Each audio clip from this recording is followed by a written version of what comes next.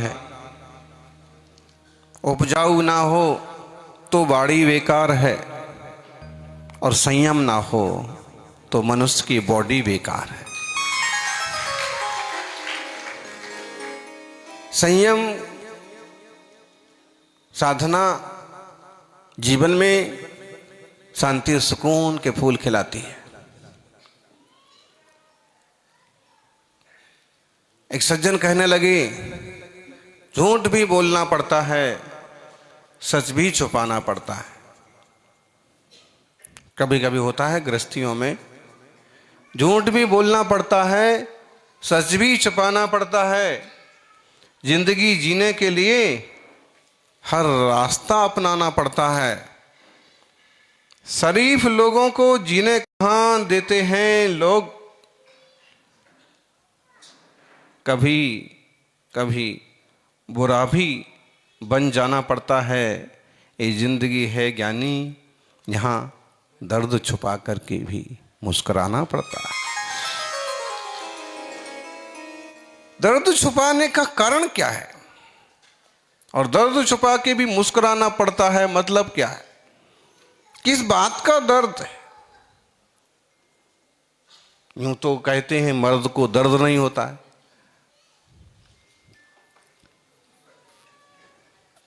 और जिसको दर्द होता है वो ऐसा।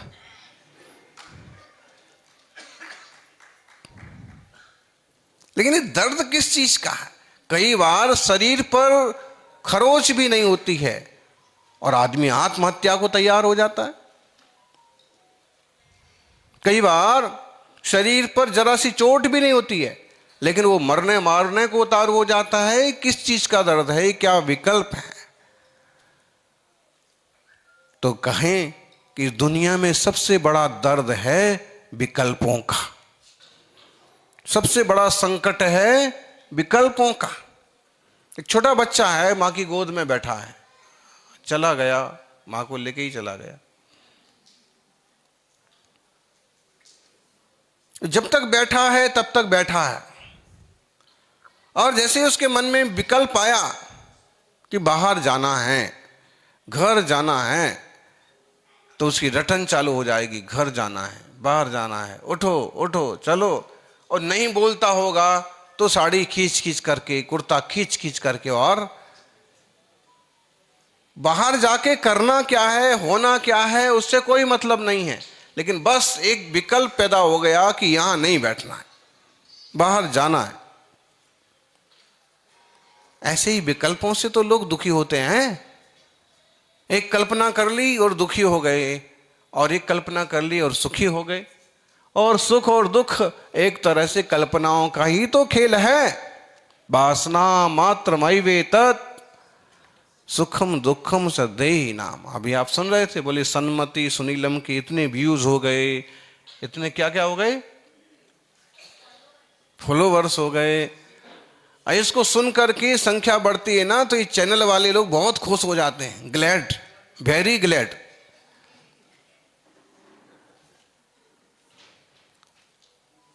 और अगर संख्या घट जाए, नंगे बाबा आ जाएं दो चार बार, तो पूरा का पूरा चैनल गायब है। होता है ना, उनका कोई सिस्टम है कि दिगंबर मुद्रा। अब होना तो ये चाहिए था कि वासना वाली चीजें नहीं आना चाहिए, लेकिन उन बेवकूफों को ये भी मालूम नहीं है कि दिगंबर मुनि भी होते हैं और उनके आने से कोई नुकसान नहीं होता। बेवकूफ बोलेंगे तो नहीं हो जाएगा गड़बड़, तो कोई बात नहीं। अब इसमें खुश हो गए कि वाह इतना बढ़िया, इतने जल्दी 5 लाख तक पहुंच गए, इतने लोग जुड़ गए, इतने व्यूज हो गए, इतने फॉलोवर्स हो गए, इतने लोग सब्सक्राइब कर रहे, मतलब सब्जी बना रहे। फिर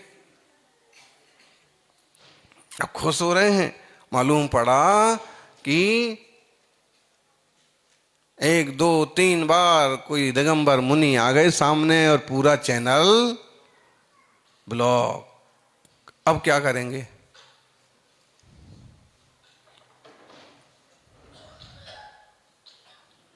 ध्यान रखना, मुनि महाराज की मुद्रा इतनी प्रभावशाली है कि निरंतर चक्कर चलाने वाला चैनल भी ब्लॉक हो जाता है। अगर वो आपके जीवन में आ जाएंगे तो आपके भी कर्म ब्लॉक हो जाएंगे, पाप ब्लॉक हो जाएंगे, मिट जाएंगे, खत्म हो जाएंगे। लेकिन चैनल ब्लॉक हो गया तो फिर विकल्प हो जाएगा, दुख हो जाएगा। कल्पना का ही तो दुख और सुख है। इतने लोग मेरे से जुड़ गए। विनोद जी कैसे जुड़ गए इतने लोग, बताओ? वो अपने अपने घर पर हैं या आपके पास आ भी गए तो भी ये हमारी कल्पना है कि जुड़ गए, और उपस्थित ना हुए तो इतने लोग टूट गए।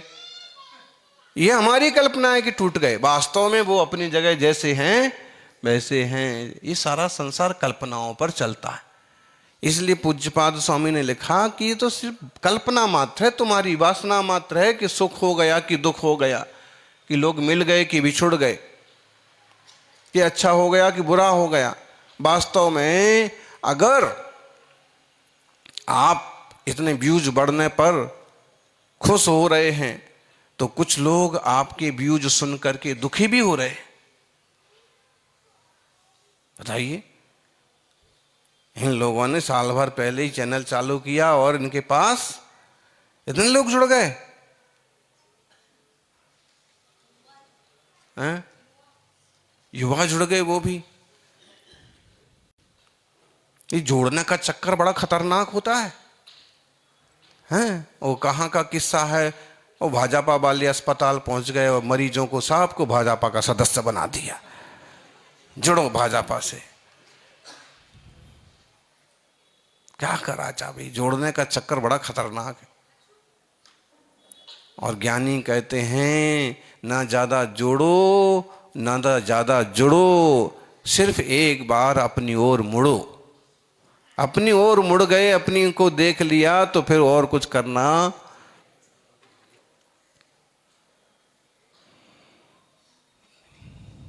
कल्पना ही तो है।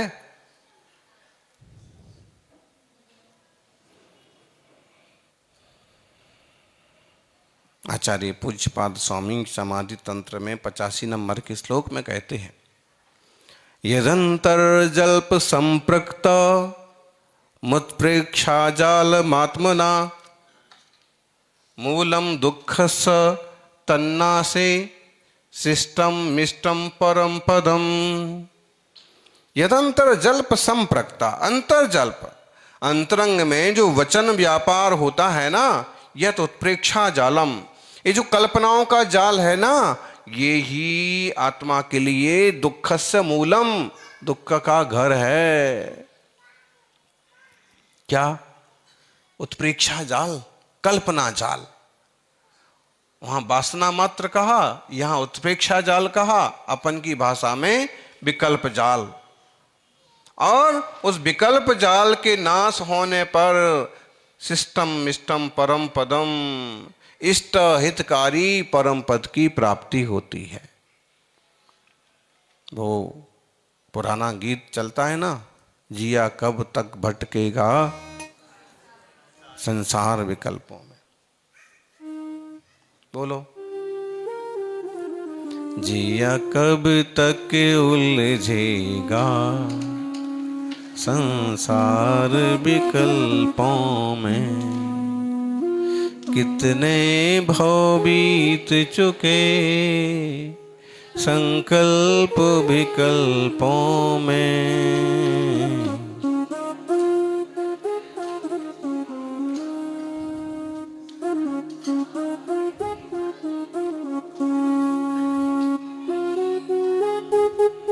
उड़ उड़ कर ये चेतन गति गति में जाता है,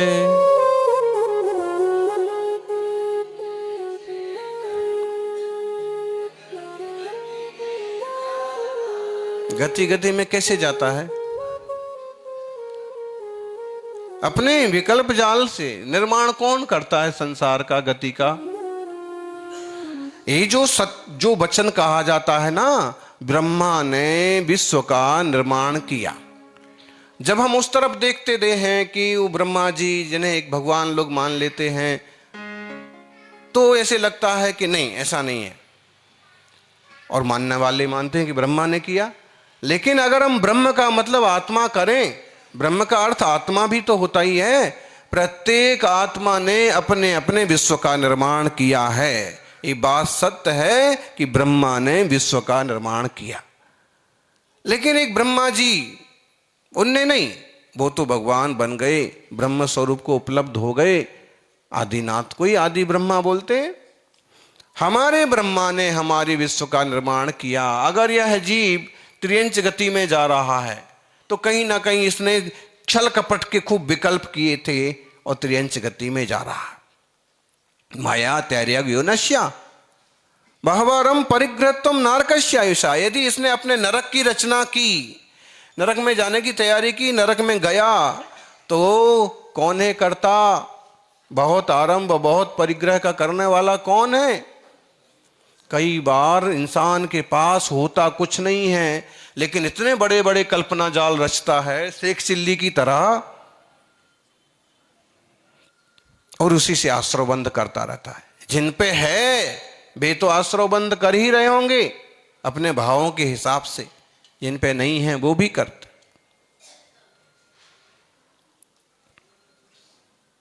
अल्प आरंभ परिग्रहत्वम मानुष्य। कम आरंभ हो, कम परिग्रह हो, स्वभाव की मृदुता हो तो मनुष्य पर्याय मिल जाएगी।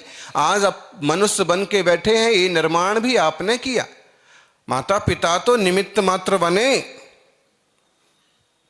वो अपनी इच्छाओं के अपने विकल्पों के कर्ता हुए, लेकिन आपने जो संस्कार बांधे थे, जो आयु बांधी थी, जो गति बांधी थी, उस हिसाब से आज आप इंसान की चोला में, आपके ब्रह्म ने आपको यहां तक पहुंचा दिया। और संयम, नियम, साधना, विवेक, गुप्ती समिति का पालन किया तो देव पर्याय भी उपलब्ध हो जाती है। यनंतर जल्प संप्रक्त, भीतर अंतर जल्प चलता है। आदमी बाहर से मौन बैठा है, आदमी बाहर से मौन बैठा है, लेकिन भीतर तूफान उठा हुआ है। होता है कि नहीं? कभी आपने देखा ऐसे कोई गपचप बैठा है एकदम, लेकिन भीतर में इतने चलते विकल्प, आप कैसे से क्या, वैसे से ब्याह, और ये उसने किया, उसने कैसे, किसको मजा कैसे चखाना, और इतनी प्लानिंग चलती रहती है।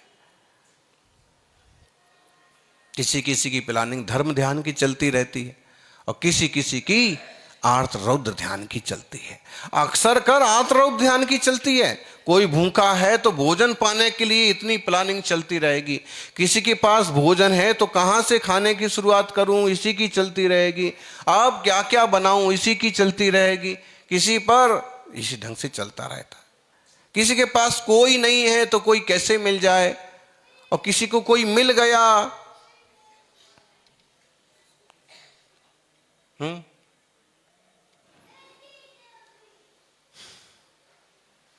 कोई मिल गया तो फिर क्या होता है?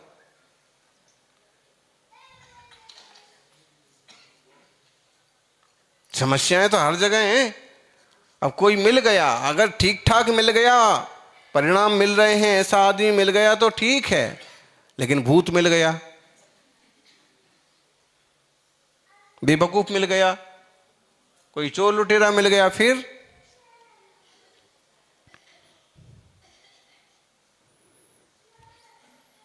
तो आर्त रौद्र ध्यान के विकल्प भी तो विकल्प ही हैं। लोग पूछते हैं बहुत बार, महाराज जी ध्यान कौन से गुण स्थान से गुण होता है, ध्यान किसको होता है, ध्यान कैसे होता है? और इसका सीधा सा उत्तर है कि ध्यान हर व्यक्ति को होता है, हर समय होता है, और हर चीज को लेकर के हो सकता है। बस ये है कि वो कैटेगरी आपकी वही आर्त रौद्र ध्यान वाली होगी, संसार बढ़ाने वाली होगी। लेकिन जब सम्यक ध्यान की बात करो, धर्म ध्यान की बात करो, तो बोले चौथे गुण स्थान से होगा। एकाग्र चिंता का निरोध हो तो होगा। भगवान जिनेंद्र की आज्ञा के हिसाब से तत्व ज्ञानी बनेंगे तो सही ध्यान होगा, जो कर्म निद्रा में कारण बनेगा। वरना आश्रव बंध कराने वाला ध्यान तो चल ही रहा है। आत्मा में बड़ी शक्ति है, चेतना में बड़ी शक्ति है। संकल्प कल्प वृक्षस्य, संकल्प रूपी कल्प वृक्ष के फल हैं सुख और दुख। आपने सुख रूप संकल्प किया तो सुखों की उपलब्धियां चालू हो जाएंगी, आपने दुखों की कल्पना की तो दुख की उपलब्धियां चालू हो जाएंगी।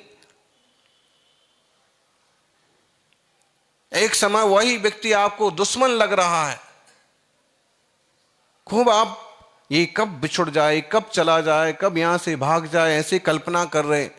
और मान लीजिए वो चला गया, वहां वो गाड़ी में बैठा है, यहां आपको उसका पत्र पढ़ने को मिला और उससे आपको मालूम पड़ा कि इसने तो बहुत भला काम किया हमारे लिए, बहुत अच्छा काम किया, हमें तो कोई मारने आने वाला था, इसने मेरी रक्षा की। अब आप क्या करेंगे? तुरंत विचार बदल जाएंगे, उसको वापस बुलाओ। कई बार होता है, हैं? गुस्से गुस्से में कह देते हैं जाना है तो जाओ, होता ना, आपस में तू मैं हो गई और उनने कहा कि मैं के चली जाऊंगी, और गुस्से गुस्से में आपने क्या कह दिया? चली जाओ। और जैसे पेटी वेटी बंद करना चालू किया तो आपकी धुक धुक चालू हो। अब कैसे मना? तो पेटी लेके बाहर निकलने लगे तो आप टैक्सी में बैठते बैठते तो आप जो है समझदार हैं तो मना ही लेते हैं, नहीं मनाते? वही बुद्धू होगा कि चले जाने दे, और वो बुद्धू होगा कि बाद में फिर मनाने के लिए वहां जाएगा। पहले ही मना लो, पहले तो कोशिश करो कि ऐसी कोई बातें मत करो, इतने जल्दी से पटपट मत करो कि मामले बिगड़ जाए। और कहीं बिगड़ते हुए दिख गए, मुंह से निकल गया तो धीरे धीरे करके संभाल लो, नहीं तो आर्त रौद्र ध्यान किसको चलने वाला है? आपको ही चलने वाला है। देखो, जो संयोग मिले हैं ये आपके धर्म ध्यान में भी निमित्त बन सकते हैं, और अगर आप इनका सीधा सही उपयोग ना कर पाए तो ये आपके आर्त रौद्र ध्यान में विकल्प पड़ सकते हैं। मुनि संघ को ले लो, मुनि संघ की उपस्थिति को बहुत लोगों को बहुत अच्छा लग रहा है, लेकिन एक इंसान ऐसा भी हो सकता है जो बिहार की तारीख का इंतजार कर रहा है।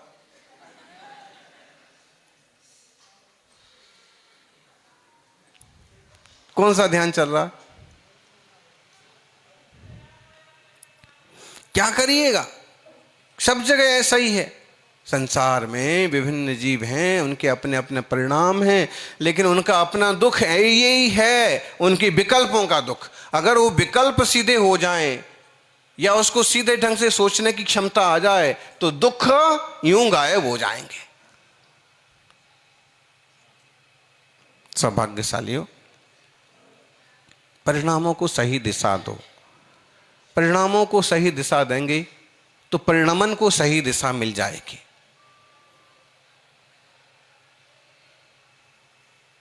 थोड़ा सा धैर्य रख लिया, थोड़ी सी सहनशीलता रख ली तो कई सारी समस्याएं सुलझ जाती हैं।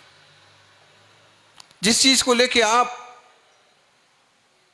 अनिष्ट संयोग नाम का अर्थ ध्यान कर रहे हैं, अनिष्ट संयोग, अनिष्ट का संयोग हो गया, हाय क्या करें, ये आदमी आ गया है, हैं ऐसे रिश्तेदार मिल गए। अनिष्ट का संयोग, ये कब बिछड़ जाएं, कब चले जाएं। मालूम पड़ा, जब उसकी अच्छाइयां मालूम पड़ी और जब वो आपके पास से चला गया तो अब आप इष्ट वियोग नाम का दुख मनाते बैठेंगे। अरे उसके रहते रहते मैंने उसकी कदर नहीं की, लेकिन सारा घर तो उसने ही संभाल रखा था, सारा आधा काम तो वो करते थे, और वगैरह वगैरह करके फिर इष्ट का वियोग होगा। हे भगवान, वो क्यों चले गए, अब वो वापस कब आएंगे, फिर ऐसा होगा। होता है ऐसा। एक नौकर ले लो, एक नौकर था, बहुत बढ़िया काम कर रहा था, लेकिन उसकी कुछ हरकतों से या कुछ बातों से आप नाराज हो गए और निकाल दिया। जा करके उसने आपकी 10,000 की नौकरी छोड़कर कहीं और 12,000 की पाली। अब जब आप उसका काम याद करते हैं, उसकी वफादारी याद करते हैं कि भले थोड़ा बड़ा बूढ़ा था, ज़्यादा बोलता था, लेकिन काम भी करता था, अब आप पछताते हैं कि यार अब ऐसा आदमी कहाँ से ढूंढे, वही अच्छा था। अब उसको कहते कि आ जाओ आ जाओ आ जाओ, तो मतलब है कि संसार की विभिन्न स्थितियां वे आर्द्र ध्यान में, रौद्र ध्यान में निमित्त बन जाती हैं। इष्ट वियोग अपना कोई चला गया तो उसको लेके दुखी हो रहे। अब क्या दुखी हो रहा है? अनिष्ट संयोग, कोई अनिष्ट मिल गया तो उसी को लेकर के दुखी हो रहा है कि कब चला जाए, कब बिछड़ा जाए। पीड़ा चिंतन, शरीर में कोई बाधा आ गई, कोई विपत्ति आ गई तो वो पीड़ा ही का चिंतन करते रहते लोग। अरे उसी का क्या फोकस करते हो? उसका कोई रास्ता हो, कोई इलाज हो, उस पर ध्यान दो। दुख दुख का विचार करके दुखी बने हुए हैं। एक गांव में एक माँ रोती रहती थी, बोले मेरा छोटा बेटा चला गया, छोटा बेटा। अरे भाई, जो बड़ा है, जो 2 बच्चे हैं उनका ध्यान कर ले, जो चला गया उसका क्या रोना? एक बार रो लिया, अब जो है उनका ध्यान रखो। कई लोग ऐसे ही होते हैं, जो उनके पास से चला जाता है उस चीज को लेके रोते रहते हैं, और जो सामने उपस्थित रहती है चीज उसका कोई उपयोग नहीं करते। बहू बेटी जो है, बहू है इतने दिन से घर में, अब बेटी चली गई शादी होके ससुराल, फिर भी सासू इसी में लगी है। जब तक बेटी थी तब तक तो बड़ा सुख था, जब तक बेटी थी तब तक तो ऐसा था, बेटी थी ऐसा था, तो सब कुछ था। बहू को कितना बुरा लगता होगा। और उसी की प्रशंसा कर ले कि बेटा अब तू ये काम संभाल, अब तू ऐसा कर दे, मेरे लिए इतना कर दे। धीरे धीरे उसकी रुचि में भी आप आ जाएंगे। तो कई बार तो अपने दुखों को निमंत्रण खुद ही दे लेते। जो है ना उसको देखो ना सामने, थाली में जो परोसा हुआ है उस पर ध्यान दो। कल एक खाया था, हैं बोले दीक्षा दिवस के दिन कितना बढ़िया मिला था।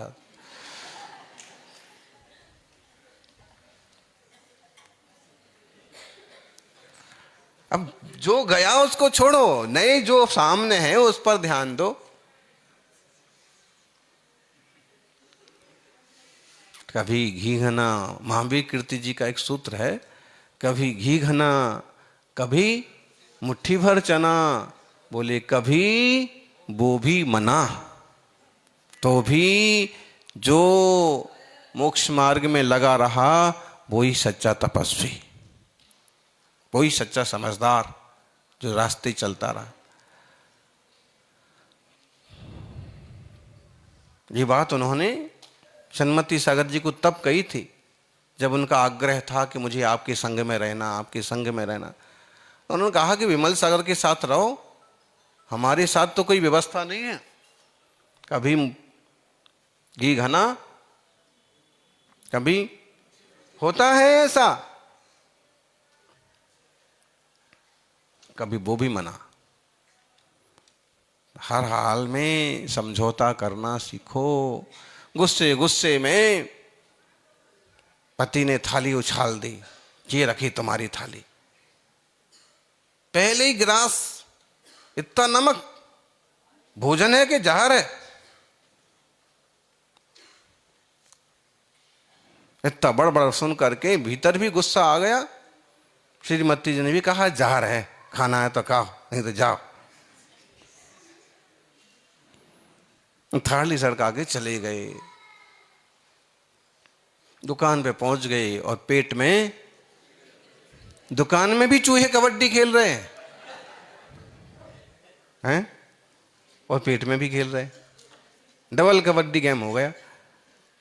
बाहर की परेशानी भी और अब फटफटा रहे कि यार सूखी रोटी खा लेते, यार कुछ तो कर लेते, पानी के साथ ले लेते। और उधर एक भूखा भिखारी, या समझ लीजिए कोई भूखा आदमी आया और उसने आवाज लगाई, भाई जी। तो वो थाली जो पड़ी थी उनने कहा कि 2 दिन से कुछ नहीं खाया, ये खा ले। और उसने देखा तो इस नमक बहुत है, लेकिन भूखा आदमी जल्दी से फेंकता नहीं है। उसने दूसरी सब्जी में नमक है तो दाल में डाल के देखी रोटी, देखा दाल बिल्कुल फीकी है। दोनों मिलाई, दाल साग रोटी खाई खुशी खुशी।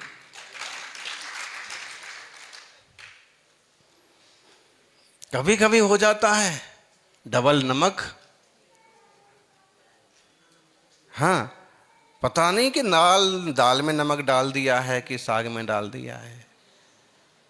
फिर हिसाब लगाते हैं कि शायद दाल में डाल दिया है, साग में डालो, जबकि डाला था साग में, उसमें डबल हो जाता है।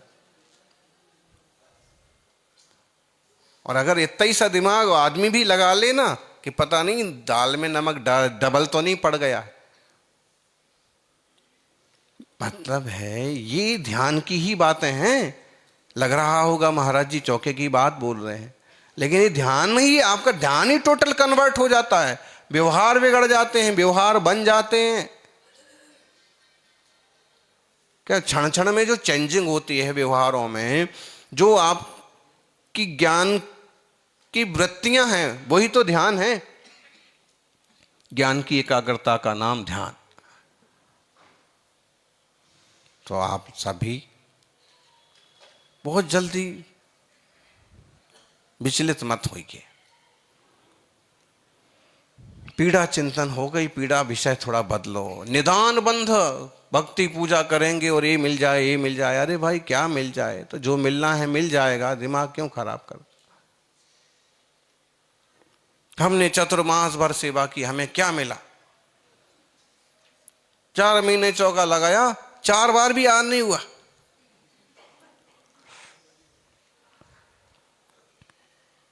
धैर्य रखो, सेवा का फल मेवा होता है, आज नहीं तो कल होता है, आज नहीं तो कल मिल जाएगा। और ये तो तुरंत का सौदा है भाई। यहां तो आप जैसे धर्म ध्यान करते हैं, जीवन में वैसे ही शांति और अनुकूलता आती है।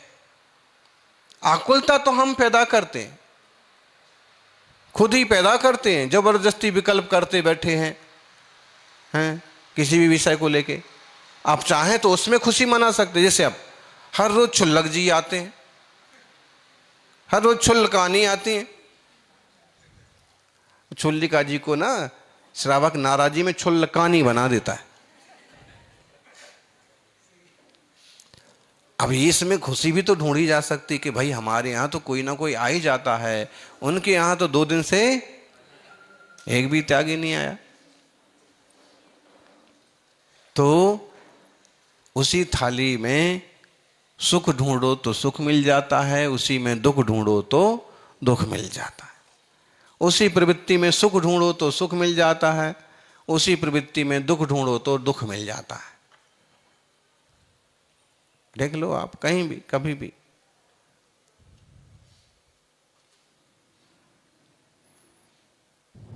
यहां बैठे हैं, कोई लोग एकदम सुकून महसूस कर रहे हैं, दुनिया के जंजाल से 1 घंटा बहुत अच्छे से निकलता है। लेकिन कोई एक आध ऐसा भी हो सकता है, क्या जल्दी जल्दी प्रवचन के चक्कर में और घर से बाहर निकल गए, अब वहाँ जो मंगोड़ी पकौड़ी बन रही थी सब लोग खा रहे होंगे, हम यहाँ बैठे, अब कब प्रवचन पूरा हो। नाश्ते में 10 मिनट और रुक जाता तो सबके अपने विचार है, उसी में इसी में आनंद ले लिया और इसी में दुखी हो लिया। व्यापार में किसी भी चीज में व्यक्ति अपनी थिंकिंग के हिसाब से दुखी और सुखी हो लेता है।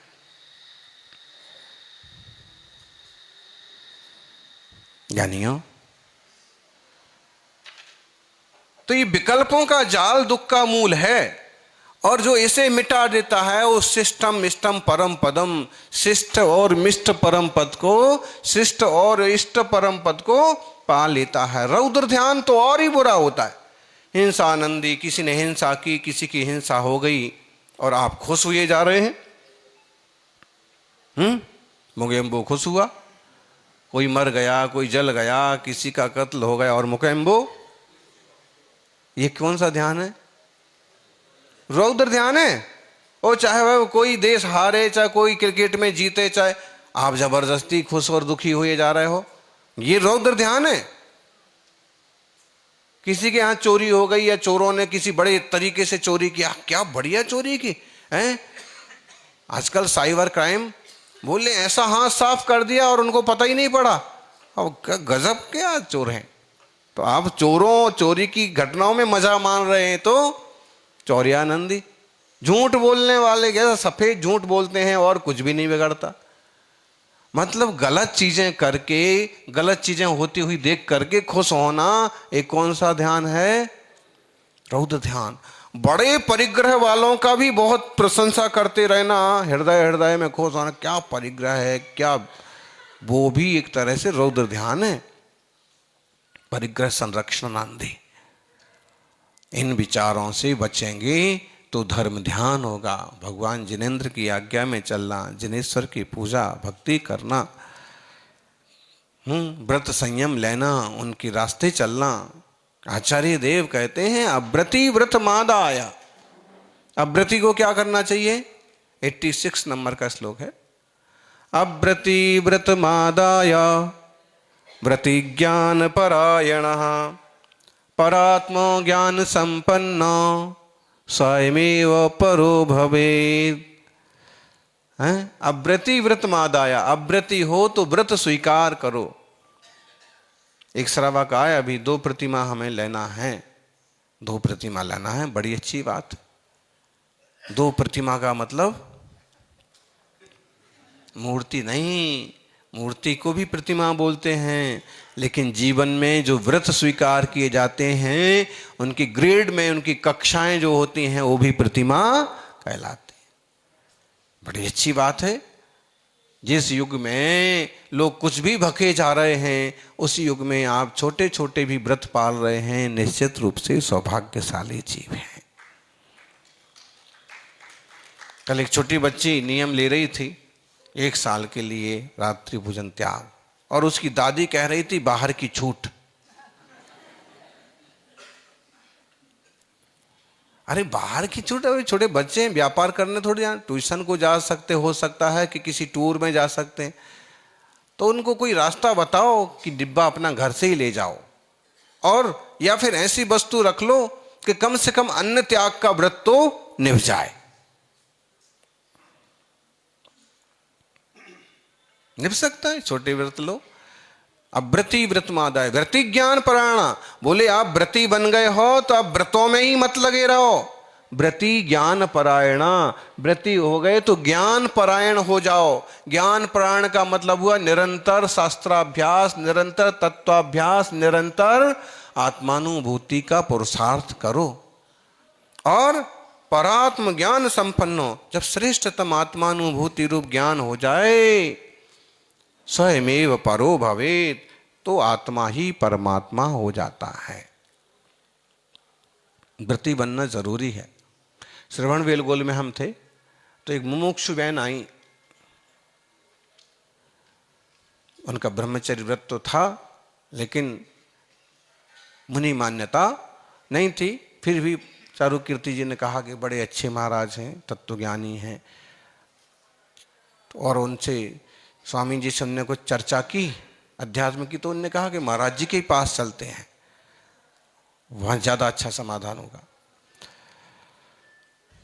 तो उनके समझाने पर वो हमारे पास जहाँ हम विराजे थे वहाँ आए और यही प्रश्न किया कि पहले व्रती बनना चाहिए कि पहले सम्यक दर्शन होना चाहिए, पहले ज्ञान हो कि पहले व्रत हो?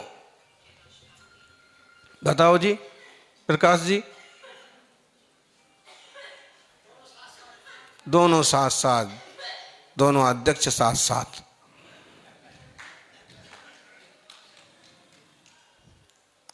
जब दोनों साथ साथ हो जाते हैं तो सोने में सुहागा हो जाता है। लेकिन उनका प्रश्न ये नहीं है, उनका प्रश्न है कि पहले कौन होना चाहिए।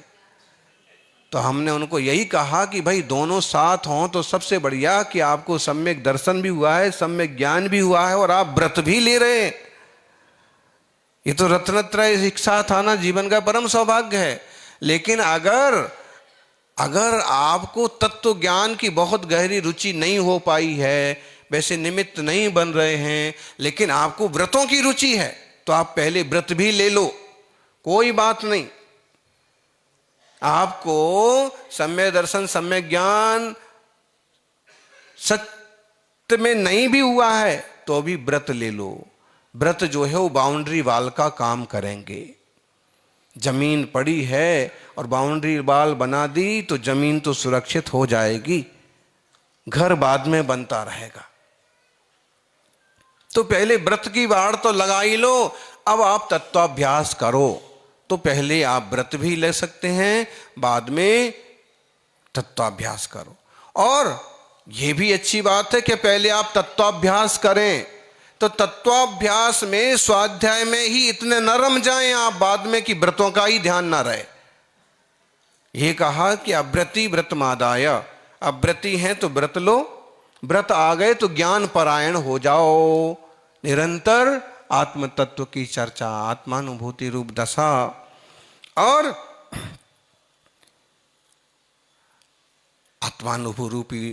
आत्मानुभूति की दशा है, आपको सम्यक दर्शन ज्ञान है, तत्व का निर्णय है, तो आप व्रती बन जाओ। कुछ लोगों ने क्या किया, तत्व की चर्चाएं तो बड़ी बड़ी कर ली और व्रतों के मामले में जीरो, बातों के मामले में हीरो, व्रतों के मामले में तो गड़बड़ हो गया। वो बातों के मामले में जैसे हीरो बन गए ना, ऐसे व्रतों के मामले में और हीरो बन जाते, तो आज सबके माथे पर पूजे जाते, क्योंकि रत्नत्रय चाहिए।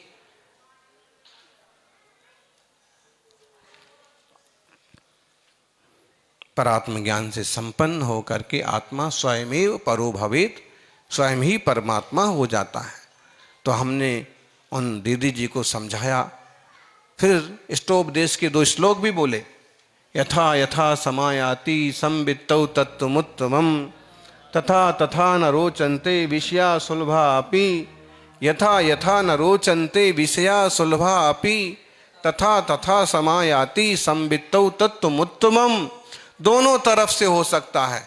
आप चाहें तो पहले अच्छे से ज्ञान प्राप्त करें और फिर चारित्र स्वीकार करें, और आप चाहें तो पहले चारित्र ले लें, तो भी तत्व का अभ्यास बारंबार करते रहें। लेकिन इस जीवन में ये तो करना ही चाहिए।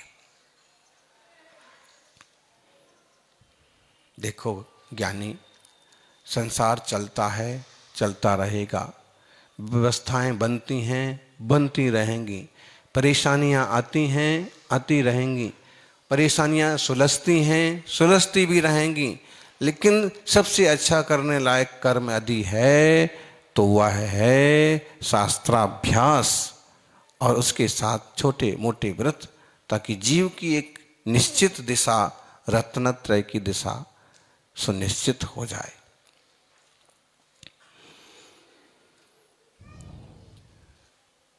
व्रतों से कई सारे संकल्प विकल्पों से बच जाते हैं। जब रात का खाना नहीं है तो किसी के रात्रि भोज में जाना क्यों, ये संकल्प, एक विकल्प खत्म।